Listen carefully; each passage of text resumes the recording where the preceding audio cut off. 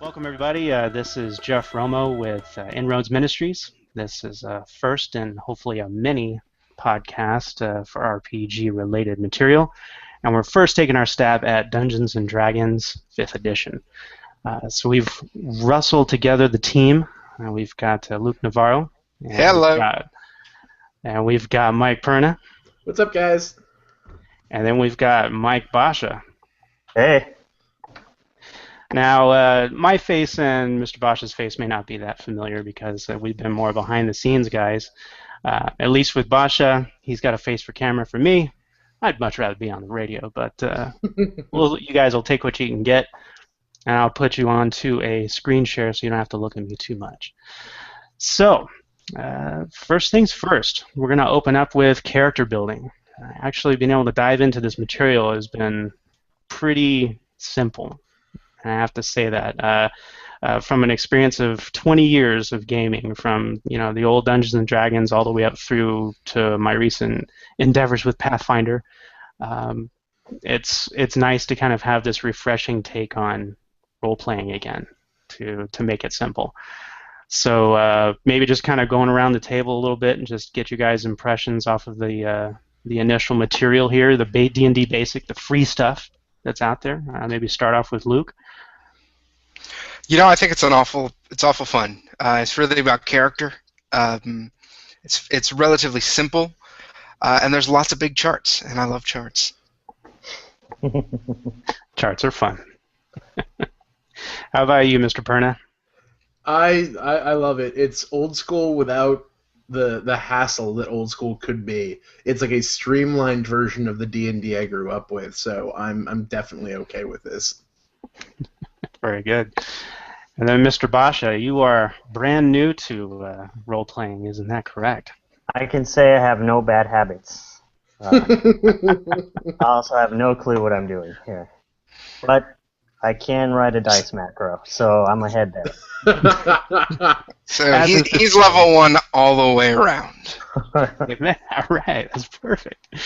So, all right. So I basically have started us off with initial character bios.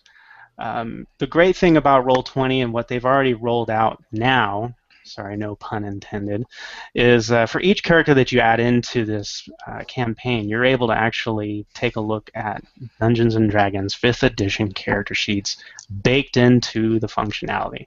It also includes some handy-dandy macros that are built in as you start putting your stats together. So maybe a separate podcast about Roll20 might be good, but so we'll stick with what we're here to do, which is creating characters. One of the great things we have down here is a little stats button that's going to roll the bones for us. So we'll be able to throw those out there and actually get some results over here and see what we actually end up rolling. 12, nice and average. But again, that's just me, the DM, running. That's just me running with it.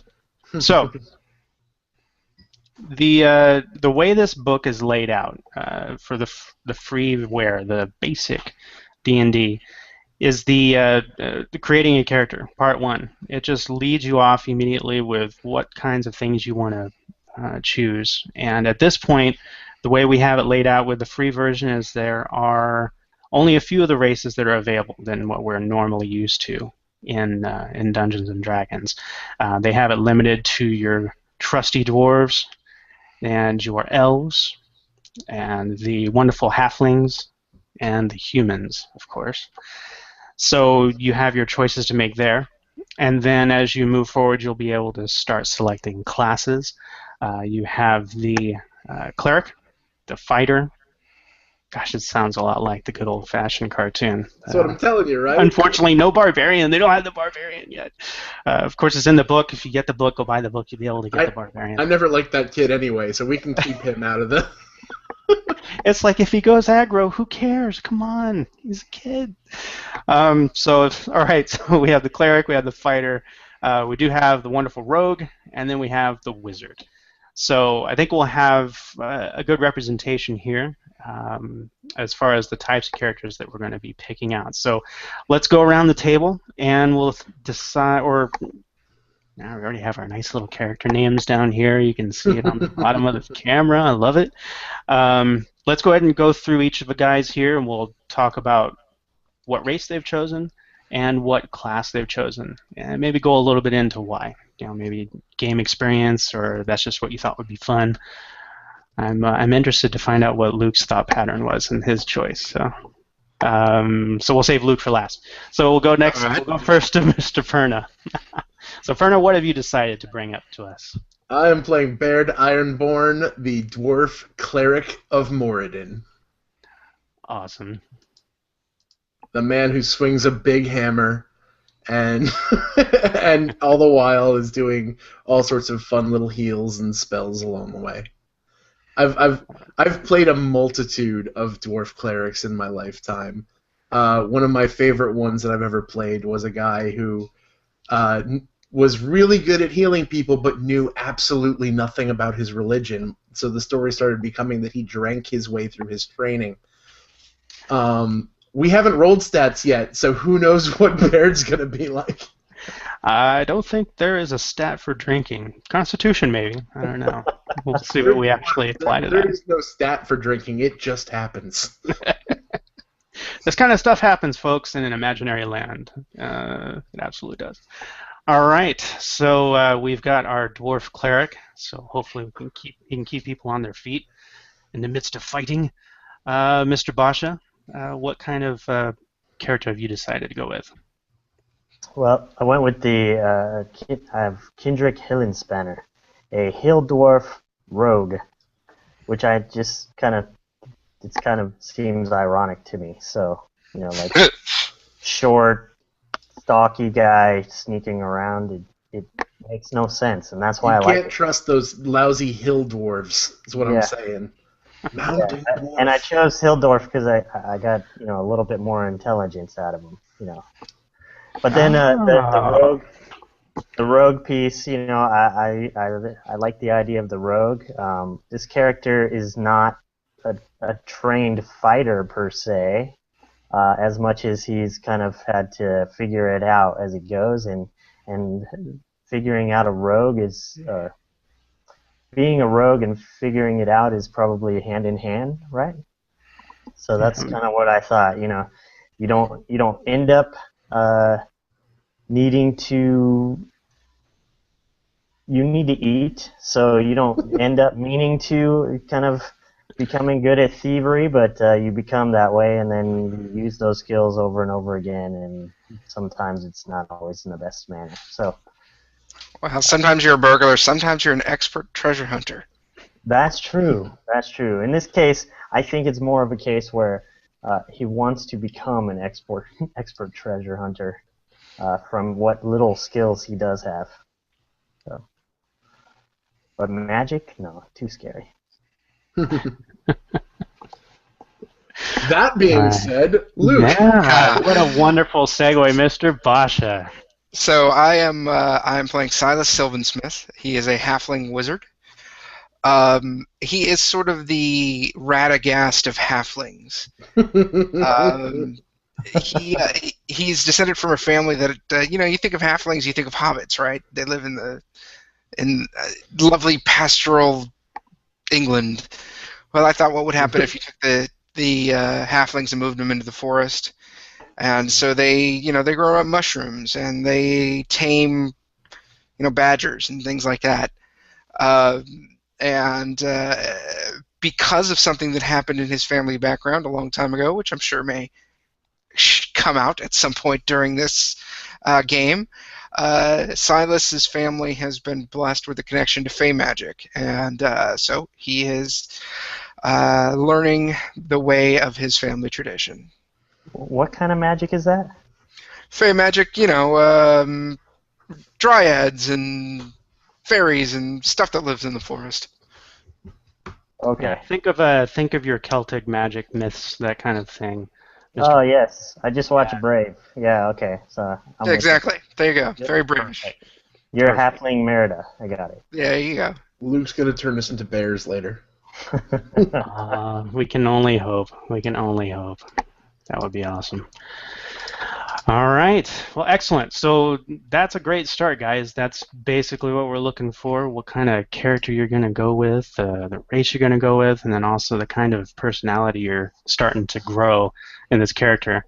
I thought it was funny that Mr. Basha presented the first hints of, I don't want to call it power gaming, but he did mention getting that +2 intelligence for going with the Hill Dwarf. I thought that was a interesting instinct for a first-time gamer. So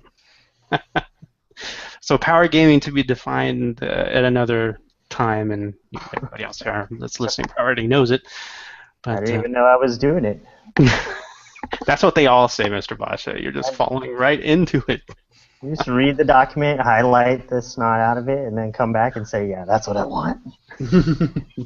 Bring me all the toys. I want every single one. Excellent. How much gold do I have to pay to get to the next level? Oh, it's not online gaming. Sorry. Well, it very soon will be. So, all right, guys. So at this stage, then, well, I guess there's maybe a couple of things we could do. We could start rolling dice. Oh, let's do that.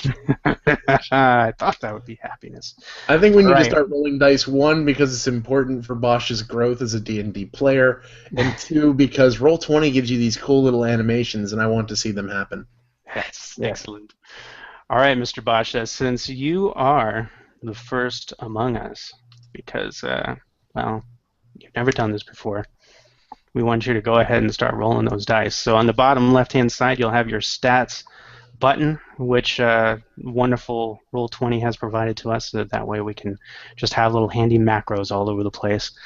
So let her rip. Okay, so if I'm rolling, and I'll roll now, Mhm. what am I doing with this dice roll right now? It's going Alright. in. I get to. We I'm on the don't- skills tab. Are we rolling for core stats here? Is that what we're rolling Yeah, you'll do that 6 times and get a bank of skills. for? So that Ooh. number was an 8. Oh man. Yeah, you're gonna want that one to be like your wisdom. Well, here's an interesting opportunity here, gang, is we're going with the 4d6 roll. We could be ultra dangerous and go full-on classic and go straight roll down the stats board where you're going strength, you're going dex, you're going con, and we only roll 3d6 each pod. Or we roll 4d6, mishmash it wherever you want, so each roll will go to a particular stat that you select. Or we could do it, instead of 6 rolls, we could do 7 rolls and drop the lowest from those sets of rolls. What would you prefer? Since we're dropping one die from each roll, I don't want to do a complete re-roll of one of the toss-outs. Okay. Oh, We're come already- on. I just We're rolled. already... Trust me, dude. We haven't rolled yet. Well, it may be more. It may be more. That's true. We haven't rolled. It may be more centered on the fact that if, let's say, we have 6 stats. You know, you have your strength, you have your dex, your con, your wisdom, intelligence, and charisma. If you choose to roll 7 times instead of just 6, then drop the lowest set of rolls. So that, you know, you're already kicking out the lowest one out of 4d6, but then if, let's say, Mike continues to roll and he gets everything's above 10s going forward, he might have an opportunity to get rid of that 8. So do we want to do something like that, or just go with 6 rolls? How would as the community watches this, how would they say, no, that's just cheating, let's do it the way they would expect it to be done? I guess guys out there will probably be expecting the 6 dice rolls. So you have got the 8, Mr. Basha. Yeah, All right, then. well- I'll take what I got. I will say that since we already have our characters, because normally the true classic, the roll down the line, you do the rolls, then you determine what your class is based on what you have. Right. Well, Since that we've- makes sense if you're doing it down the line, yes. Right, since we've already figured out what classes we're playing, let's do we can figure out which stat goes with which roll. I like All it. right, good. So I'm going to capture all these rolls in my handy-dandy text document here. So I got an 8, Okay.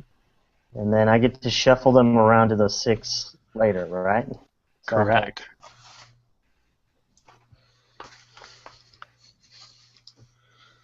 Come on, 20. 14. 14. Not bad. Not bad at all. Not bad at all. All right, rolling again. We gotta change this to macro. Just roll all 6. Oh, that's gonna be a good one. That's a nice set right there. That's good. 18, 18, 18.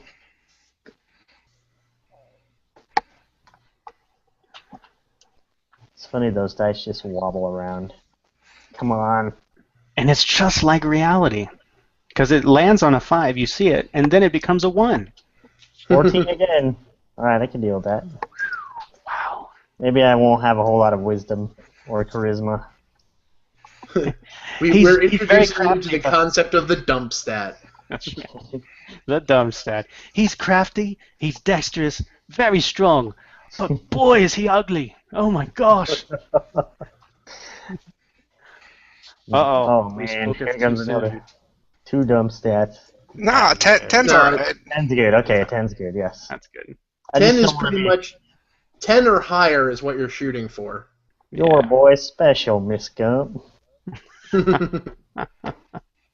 You put that 8 in intelligence, and your boy will be special. That's right. Why I does get he a keep plus trying to 2, right? So Why does he keep trying to pick the lock on the door that's unlocked? I don't understand. Woo. All right. Hey, that dice on the bottom right, that's cocked. You got to re-roll. No, I'm just kidding. 12. 12. How many do I have now? 5. All right, here we go. One more. 18, 18, 18.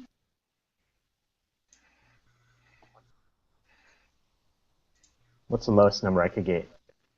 Oh, let's not go You there. don't really have, I mean, other than that 8, you don't really have any bad rolls. I mean, And remember, you also get racial bonuses as well, Right. so you can bump things if you wanted to. 111. Okay. All right, I have my cool. 6 rolls. All right, Uh-huh. Mr. Basha, you want to throw those into your character sheet there? Or make your notes, and then we can decide on which stats you want to, how you want to allocate those numbers to your Do we want to do that now, or do we want to roll everybody else? let's roll Yeah, let's- everybody, and then we'll... Yeah, let's keep rolling. So let's switch over. Mr. Perna, you want to go next? Oh, sure. Let's see. Boom. Big rolls, big rolls. Here we go. It looks like that's going to be a 12. Come on, come on. Daddy don't need a dump stat. That's a sweet roll right there. Very good, very That's good. my wisdom roll right there, boys. Yes, that spells a lot. Oh my goodness, are you kidding? That's great. Moradin is shining upon me, is what I'm going to say right now. 12, 17. Are Look at you all them- serious? Look at all them 6s. Are 1, you 2, 3, serious? 4. Man, I went into like the idiot school or something. Oh my goodness! gosh, no! Man, Gosh. I get one more, right? I don't Yeah, know. one That's more. enough. I think you can allocate some of the extra points to 2, another 3, stat. 4, 5. the dice are trying to kill me. Oh my Perna. god. Here's my dump stat. Nope, it's pretty good too. Oh my gosh. That's Oh awesome. my! That's so cool. Okay, this can't bode well for me. Oh my goodness, Luke. I hesitate to switch to you and say, Ah. Mr. Navarro, roll your dice. At least I got 2 14s. Oh, you Okay, okay. Okay, that could be your strength, dex. That's a good one. Nice. Very good. That's a good one. Oh. He's going rapid roll, man. Look at this guy go. Luke is like, screw the suspense. I want to know what I got. I am completely and utterly average.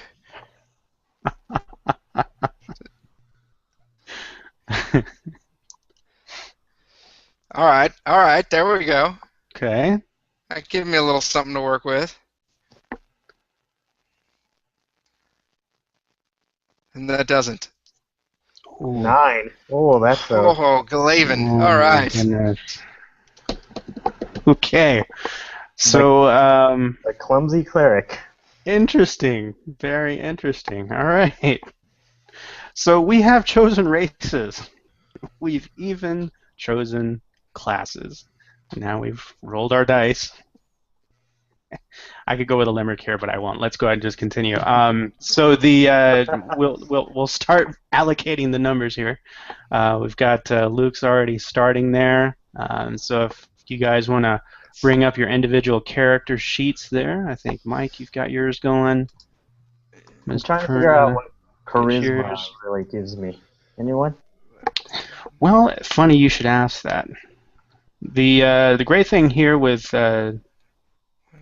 Dungeons and Dragons 5th edition is the idea of ability scores and what they can do for each of your characters.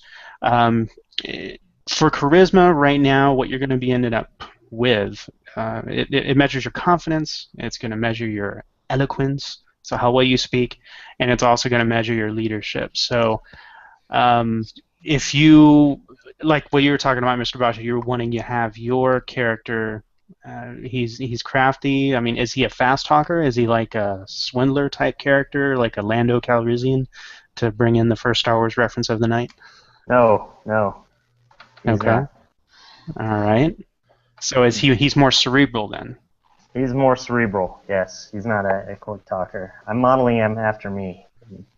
I'm trying. There's no quick talking here. There's very little cerebral, too. I think I might drop my load. All right, you can stop that. That's just an act. All right. So, okay. So then, that lower score, that could go into charisma. But, there's also what Mike Perna was talking about is the modifications you get from your races. Each race is going to actually give you some, depending upon the race you choose, it may give you some modifications to your ability score. So, for example, if I drop it in Constitution, if I drop the 8 in Constitution, I get a +2 to Constitution. That'll bring me up to 10. Very true. Right? Constitution is probably something I want to keep higher. Yeah, I mean, it goes in towards your hit points, which is basically just how sturdy, how tough you are. But toughness can also go towards a few other things. I mean, again, if for those folks that are at home, they can follow along on the good old-fashioned D&D free basic document on page 8. It has an allocation of what those ability scores are going to give you. So if you wanted to take a look at Constitution, for a dwarf, you get your +2, just like you said. For halflings, they're nice and stout, so you get a +1. Humans also get a +1 opportunity there. But this is going to measure your health, your stamina, and your vital force. It's important for everyone. And that's the way they have it listed here. But again, your dwarf is going to be hardy, and he's going to be able to stay in the fight, or he's going to be able to run that long distance, or any number of things. Pick your poison. Well, maybe surviving poison. Constitution can help you there. So Can you see me putting numbers in? I can definitely see you putting numbers in. I'm watching you right now. These numbers, I don't know. Well, I think I've allocated mine, so. I'm very happy with my numbers. Shut up. So we can talk about what I did. So I took my natural 16 and put that on my intelligence since I'm a wizard. Took my 14, and I'm a stout halfling. That's my subrace. So that gives me the +1 Constitution. Okay.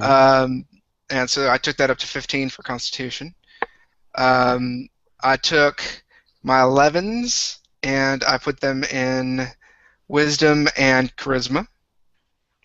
I took my 10, oops, that's a mistake, and put that one in my Dexterity. I get a +2 to Dexterity because I'm a little tiny halfling. So that takes me up to 12, and I use my weakest stat 9 on Strength because, let's be honest, I'm not going to do any Strength stuff. Right. I can agree with the wizard. I did have a question on the rogue. How important is the strength in relation to some of the other things? It seems like You can see I put the 8 in strength. I was thinking the same thing, but I mean, I'm a rogue, but I'm also a rogue, right? I Right. can sneak around. How much strength does a rogue need? Obviously, Luke's going to be hanging back and throwing magic missiles, but Okay. Mr. Perna, you want to field that? Well, the biggest thing for you is going to be dexterity. That's where most of your attacks are going to come from. But if I'm not mistaken, and please feel free to correct me, because I didn't do a lot of checking to the rogue because, well, I'm rolling a cleric. Uh, so I do believe that strength will have some impact on some of the decisions you make as far as your day to day. I wouldn't necessarily kill it because you are a melee combat class, right. but I wouldn't make it your dump stat is what I'm saying. So Right. I'm still thinking then the charisma is probably my dump stat. I can see that. I mean, I can see that. You guys, and for the guys who are playing, also for those who are listening, there is a quick build for each of the classes. And you may not necessarily want to use this stuff in that quick build. I didn't, but if you look at it, it'll give you a decent idea of what stats need to go where, and things like that. So I'm just read the one for Rogue. First, dexterity should be your highest ability score. We already talked about that. Make intelligence your next highest if you want to excel in investigation. Choose charisma if you plan to emphasize deception and social interaction. Second, then you choose your criminal background. Choose the criminal background, which is, we'll get to backgrounds later. But, Right. Yeah, okay. so it that really makes depends sense. on what kind of. Do you want to be a sneaky catch, or do you want to be a stabby kind of a guy? Do you want to be like a mafia hitman breaking knees, or do you want to be a guy who sneaks in the back door, that kind of thing? I want to sneak in the back door, but I don't. Yeah, So you probably want intelligence to be your second one there. let's hop back over to my. Okay, so intelligence is. So I got dexterity is 14, intelligence is 14, and then wisdom I put at 12. I don't know why. I just want to be wise, I guess. Well, there's another thing that people who've played a lot will know, but there's a check that happens a lot, and that's called a perception check, Yeah, Based off of wisdom. and that's based off of wisdom. I think that's where I was going with that because it said that it's awareness and all that, right? So Right. Yeah, one of the great things too is as part of that perception check is there's also a passive perception check that can be done by me, the DM. As you guys are kind of rolling through a room, let's say, you're going down the dark hallway and you're kind of moving forward, the tension building, and there's wonderful music in the background, and all the mood's set. And then all of a sudden I say, hey, roll a perception check. And all of a sudden the players are like, oh, something's up. The DM's up to something, so I'm going to roll my dice. What's great about these passive perception checks that are listed for your characters is based off of wisdom, just like what Luke was saying. But it gives me an opportunity to be a little bit sneakier. I would surprise you guys with certain things, whether it's negative or positive, but as a DM it's probably going to be negative. That said, Perna's passive perception check is like 208. So we're probably good to go. I'm gonna be catching some things. So I'm going to have to assault you with first level squad of skeletons that can levitate. So hopefully. Fantastic. Yeah, good times. Oh, fantastic! Phantasm. That makes me think of Phantasm. So no, I'm just kidding. All right. So yeah. Did I mention I'm playing the cleric? Bring on your undead, sir. Bring it, baby. Bring it. So wisdom is important. So I think the way you have things spread out there, Mike Basha, I think looks good. I'm toying with the idea of switching wisdom with constitution. But I think the rogue gets some constitution bonus, doesn't he? I'm trying to find my notes here. Well, we'll take a look at page 17 of the D&D basic document. You have this memorized? Some of the page numbers, yeah, just for quick reference. But I haven't memorized the whole thing. I've been busy learning about this and then writing up the first couple scenes of the adventure. So I gotta be busy, man. So She's let's page see 17. here. Come on.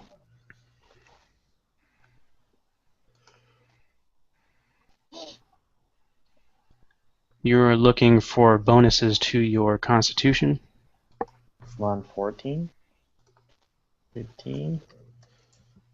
Oh, I'm sorry, 27. 27, not 17, 27. Right. My Yeah, apologies. I don't have my glasses on, so that's my excuse. 27. So I'm looking for any Constitution bonuses. I want to make sure I haven't missed something here. Now you do get ability score improvements as you move forward as a character, as you move on, so you can start adding points to your ability scores. I think it's every 4th level to where you get some of those bonuses. But I don't know if there's an automatic bonus for Constitution ability right off the bat. Are we going to roll for trinkets, gold, flaws? Oh, yeah. absolutely. There will be much more Please. rolling. There's too many charts not to roll. Come on now. All right, so we've got Mike Perna, we've got Mike Basha, and then Luke. Have you set up your stats already? I have. You have. Yep. All right. I'm so thrilled with my stats right now that I might have just hopped on the InnRoads Twitter and said my guy's going to be stacked. Uncool. No. All right. So, okay, who's next, actually? I may have lost track. If you want, I'm good to go. All right, let's go with Mr. Perna then.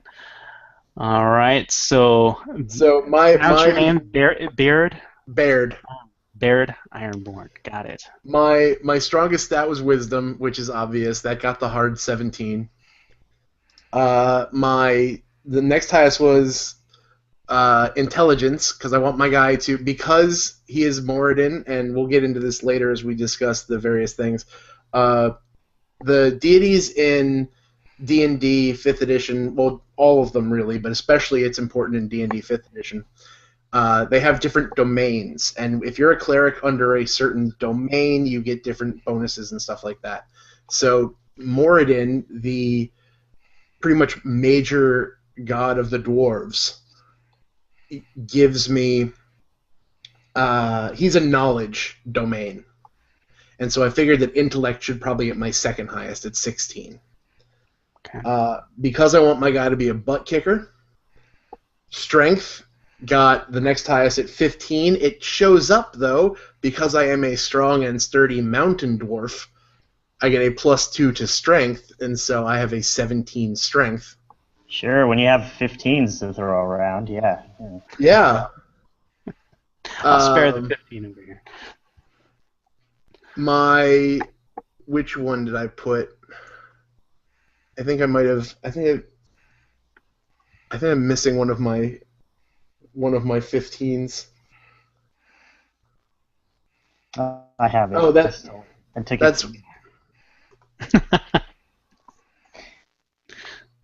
But anyway, I think I might have screwed that up. So if you want to move on, I'll figure out where my math went haywire.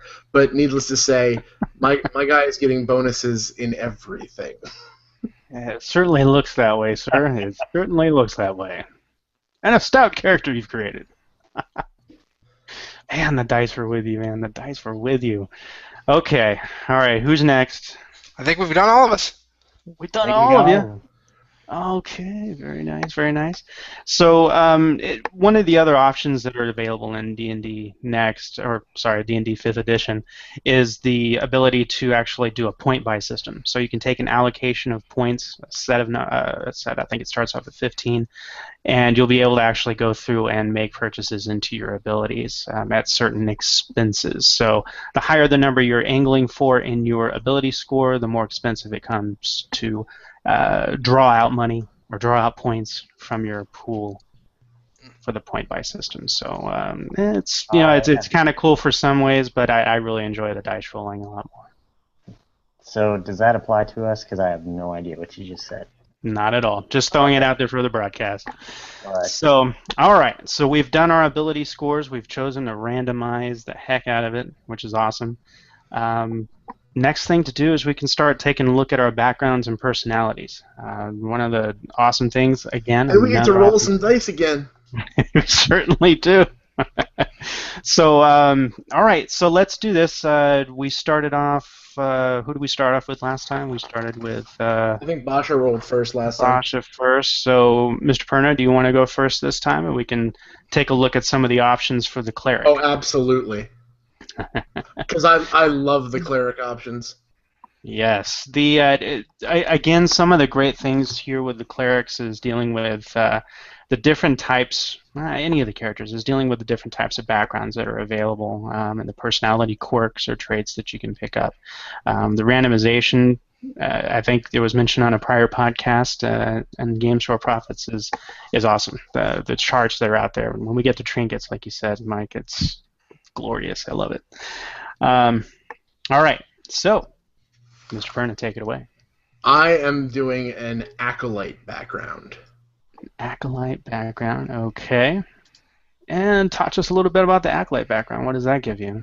The acolyte background, and if you just give me a moment, I will get back there in the lovely PDF document that I have here.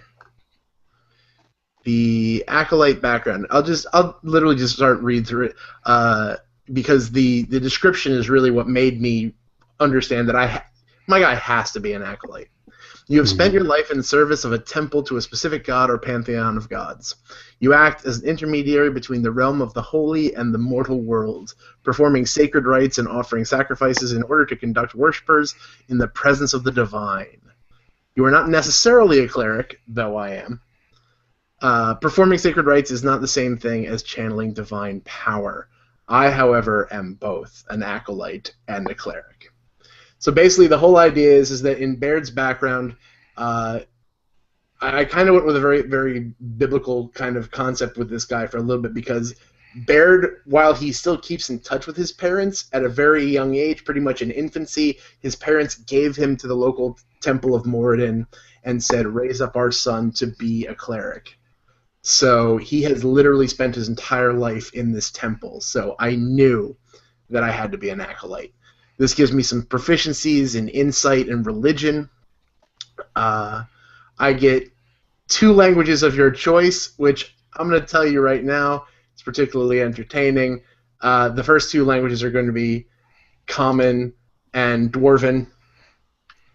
The other languages, because the wonderful thing about being a cleric of Moradin, being a knowledge domain, I get 2 bonus languages, which are going to be Elvish and Halfling.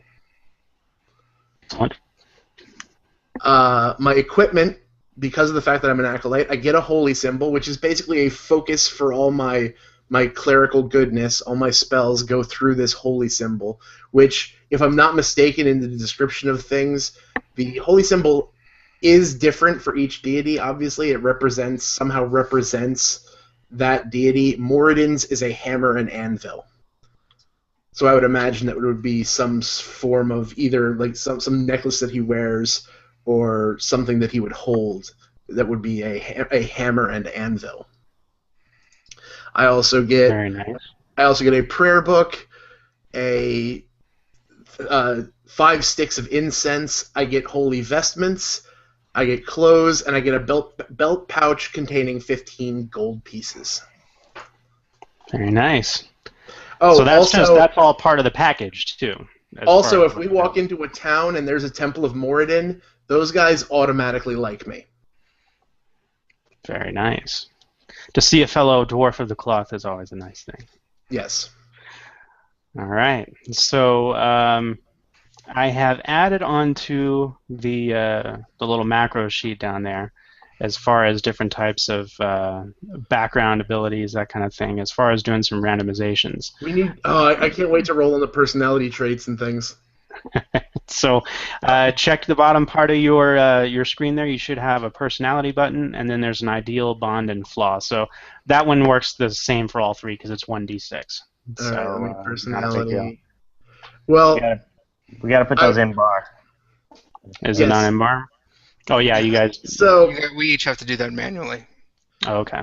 So what I will say, what I will say is that for my bond, and we talked about this earlier, Mm-hmm. there's going to be two moments where Baird kind of goes off of the basic. We're trying to stay, because of the fact that that's the primary goal of this, is to show you guys what the basic rules can let you do. This is a moment where I'm going to break off and show you a little bit of a demonstration as to creating your own bond. Mm-hmm. Because my dwarven brother over here, my wayward hill dwarf,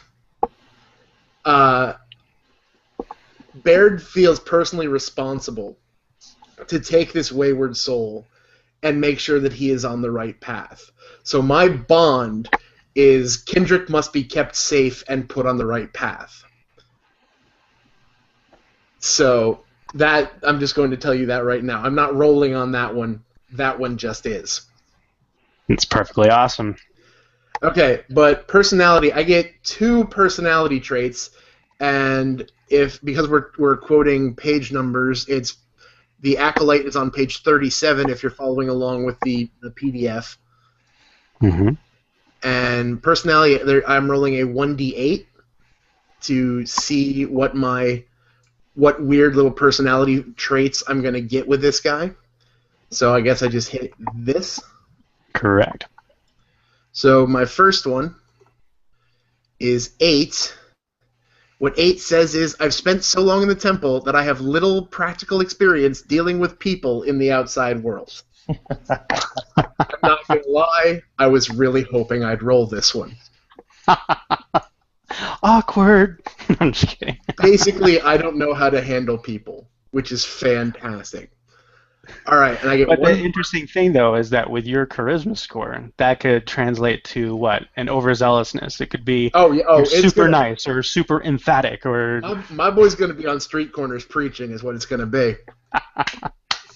And in your equipment list, there is the option for a soapbox, so you can. Yes, and 7 says, I've enjoyed fine food, drink, and high society among my temple's elite.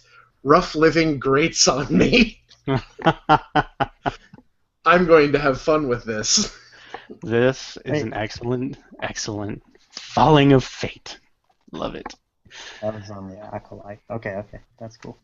And that's what makes these dice rolls so fun, is being able to see the results like this. And partly we're doing this because we're demonstrating what the basic rules can do. And the other reason why we're doing this and doing these rolls, because I've straight up said, if there's a table, I'm rolling on it. It's because of the fact that it forces me as a player to step outside of what I necessarily find comfortable. Because this gives me something that I have to work with. So I'm definitely. I was a little upset that I didn't roll 5. I quote or misquote sacred texts and proverbs in almost every situation. I really wish I'd gotten that one, but whatever. Okay, so I still have to roll on ideals and flaws, and these for me are, I have 6 options for each of them, still on the same page if you're following along with the home game. So let's go with my ideal. I only get 1 ideal and 1 flaw. So for my ideal,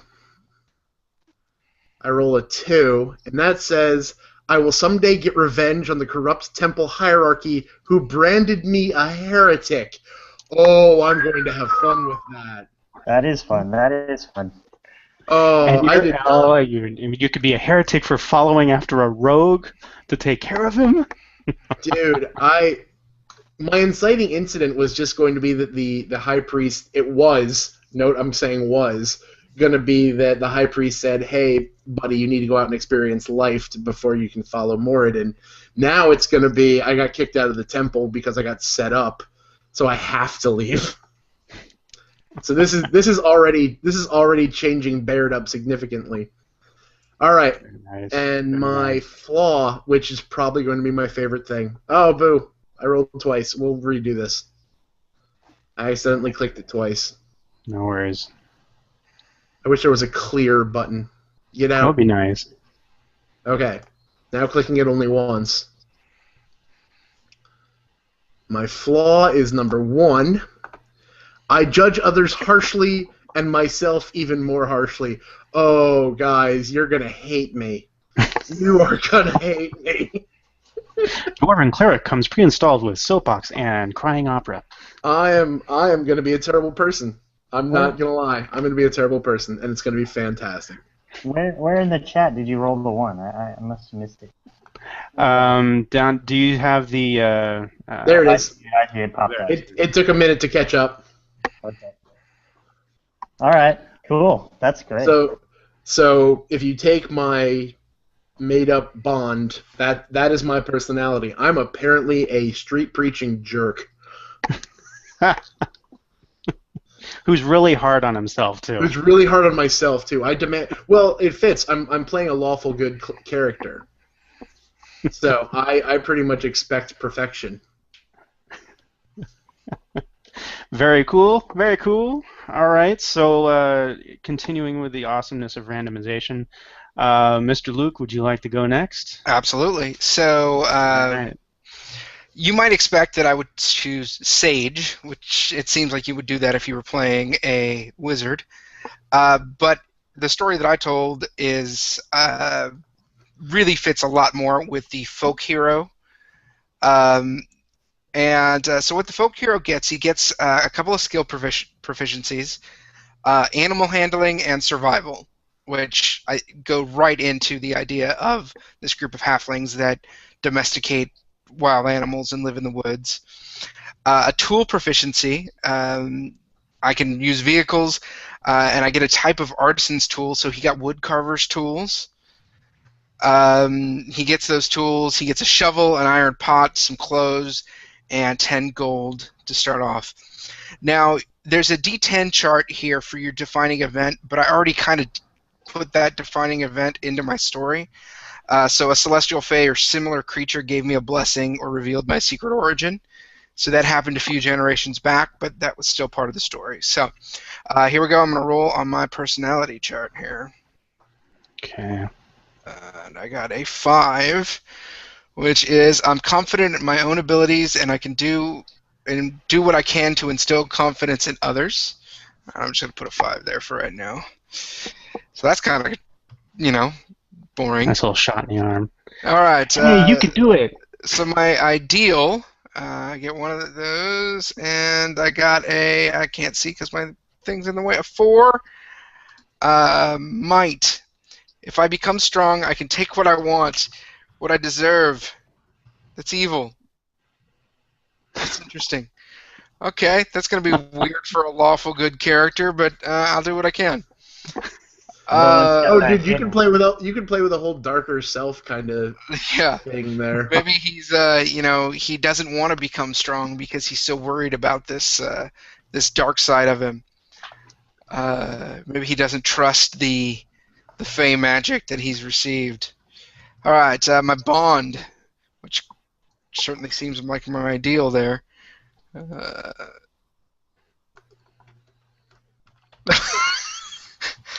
Wow, he's got a dark side.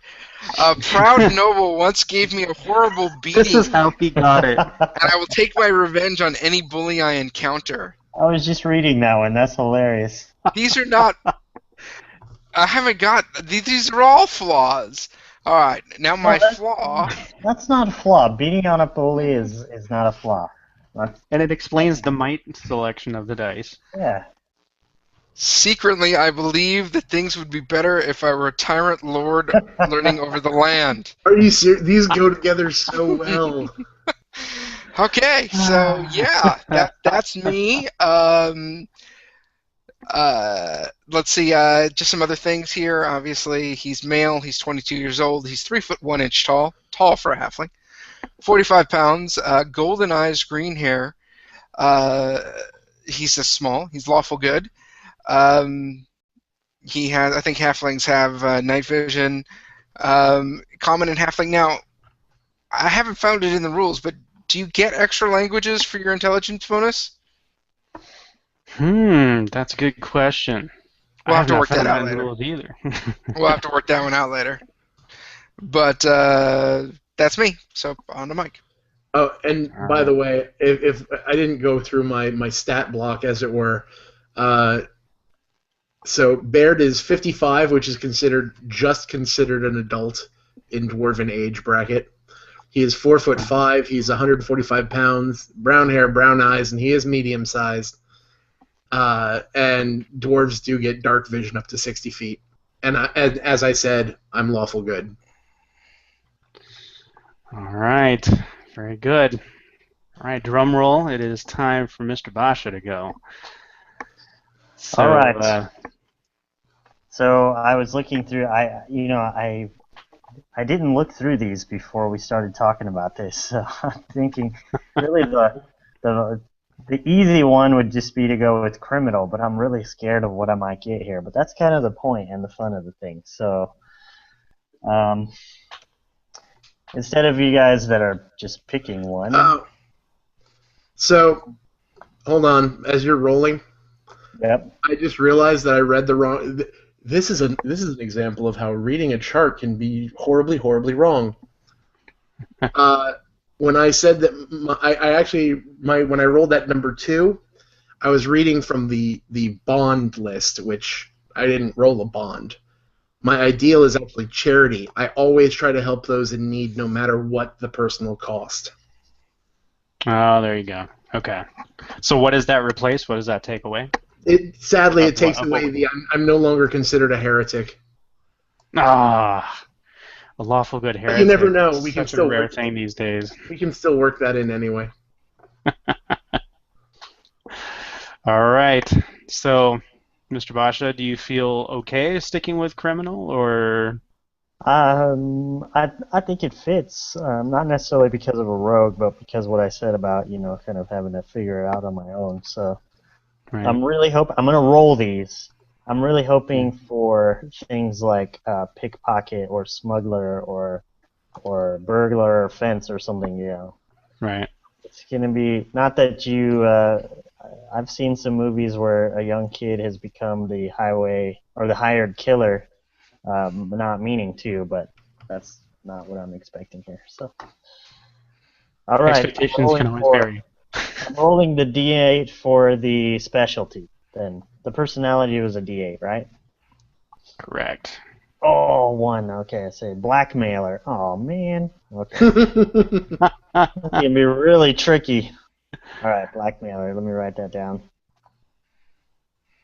All right, blackmailer. And while we're doing that, I'll re-roll another one. This is from my personality trait here. 7. The best way to get me to do something is to tell me I can't do it. Yeah. Dude, that is so true. I'm liking it already. Okay. Now let's roll for ideal. 1d6. I get to roll a 1. Man, if I'm just gonna roll ones, this is not bad for these tables, but this could be really dangerous later. Honor. I don't steal from others in the trade. Oh, that works. So you're a mafia guy. Perfect. I want to be a made man. Okay, here we go. Back to the roll. One of these pretty windows is the rolling one. Okay. Ideal, bond, and flaw. This is my bond. I toyed with the idea of looking through this and trying to come back to a bear there, but I think in this case it makes sense. So 3. Something important was taken from me, and I aim to steal it back. Ooh, fun. I'll have to think about what that's going to be. Maybe we'll have to roll you an additional trinket. That is the stealing back trinket. That would be interesting. One that you have, and then one that got taken from you. Right. All right. And rolling again for the flaw. 1. Man, what is up with these ones? When I see something valuable, I can't think anything about how to steal it.